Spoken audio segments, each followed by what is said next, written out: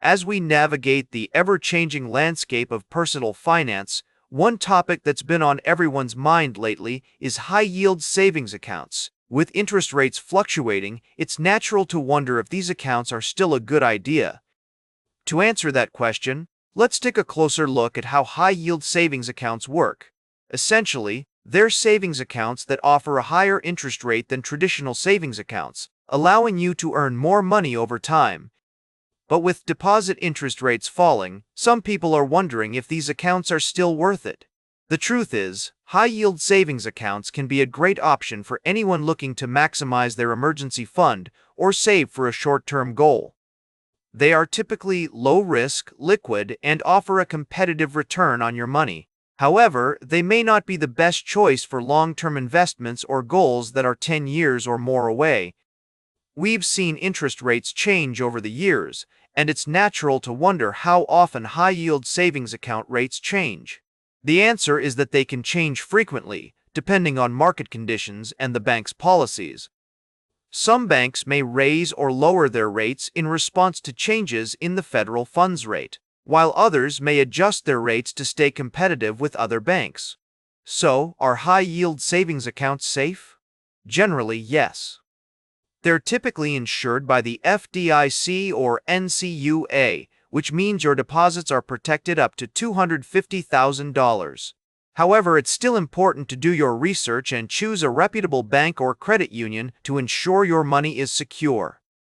As we consider the pros and cons of high-yield savings accounts, it's also worth looking at some of the top options available today. We've evaluated dozens of accounts and found some great choices that offer competitive interest rates, low fees, and flexible terms. Whether you're saving for a specific goal or just want to earn a higher return on your money, a high-yield savings account could be a great option. But it's not the right choice for everyone, and it's essential to consider your individual financial goals and needs before making a decision. We'll be right back with more from the world of stocks and finance on the Riskwiser Zone. Welcome back to the Riskwiser Zone. We're exploring the world of finance and technology, and our next story takes us into the realm of big tech and cloud computing. A recent report highlights the impressive growth of companies like Microsoft, Alphabet, and Amazon as they continue to invest heavily in their cloud infrastructure and artificial intelligence capabilities. Microsoft's Azure revenue has surpassed $100 billion for the first time, with a growth rate of 41% year-over-year. Meanwhile, Alphabet's Google Cloud revenue accelerated to $24.77 billion, up 82% year-over-year. Amazon's AWS also saw significant growth, with a 36.7% increase in revenue and an operating margin of 39%. These companies are clearly committed to their cloud strategies, and the numbers suggest it's paying off. However, as we delve deeper into the report, we notice that these companies are also taking on significant capital expenditures to fund their growth. Microsoft's CapEx intensity is a concern, with $115.95 billion in capital expenditures in FY 2026, up 79.62% from the previous year. Alphabet's free cash flow turned negative to -$5.86 billion in Q2. As the company raised roughly $70 billion in equity and debt to fund its AI build-out. Amazon's free cash flow has also turned negative on a TTM basis at -$7.6 billion after $53.1 billion of cash capex in Q2 alone. So what does this mean for investors? The smart money is accumulating these stocks, betting on their long-term growth potential. But with great growth comes great risk, and the market will be watching closely to see if these companies can monetize their investments and deliver returns to shareholders. As we move forward, it's essential to keep an eye on Azure guidance, Google Cloud's growth trajectory, and AWS's ability to maintain its momentum. The question on everyone's mind is, can these companies continue to deliver on their promises, or will the risks associated with their aggressive expansion strategies come back to haunt them? Only time will tell. Welcome back to the Riskwiser Zone. As we wrap up today's show, let's take a closer look at some of the key investment opportunities and risks that you should be aware of. We've been discussing the importance of diversification and having a well-rounded portfolio, and I'd like to highlight 4 Vanguard ETFs that can provide a solid foundation for your investments. First, we have the Vanguard Total Stock Market ETF, which tracks the entire U.S. equity market, offering broad diversification and a low-cost way to own thousands of stocks.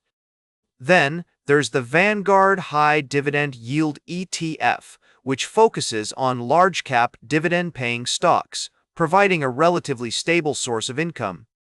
The Vanguard Growth ETF is another great option, capturing growth opportunities outside of traditional tech sectors, with holdings in companies like NVIDIA, Apple, and Microsoft. Lastly, we have the Vanguard Information Technology ETF, or VGT, which offers exposure to the tech sector, including companies like hyperscalers and software providers. While these ETFs can be a great addition to your portfolio, it's essential to remember that concentration risk is real, and you should size your positions accordingly to avoid overexposure to any one sector or style. As we move forward into September, keep an eye on the pace of AI CapEx commentary from hyperscalers, dividend hike announcements from top financial and healthcare holdings, and whether tech leadership broadens beyond the concentrated group at the top. Rebalancing your portfolio back to target weights rather than chasing the leader is crucial for long-term success. It's also worth noting that we've been comparing 2 popular ETFs, VTI and VYM, which offer different investment strategies and benefits. While VTI provides broad market exposure, VYM focuses on dividend-paying stocks, offering a relatively stable source of income. Ultimately, the choice between these ETFs depends on your individual investment goals and risk tolerance. In another story, we've been analyzing the performance of 2 other ETFs, VUG and VGT. Both offer growth opportunities but with different approaches. VUG captures growth outside traditional tech sectors, while VGT focuses on the tech sector, including companies like hyperscalers and software providers. As you consider these investment options, remember to always prioritize diversification and risk management. It's essential to have a well-rounded portfolio that aligns with your individual goals and risk tolerance. That's all for today's Riskwiser Zone. Remember to like, share, and subscribe, and until next time, keep your finances in check.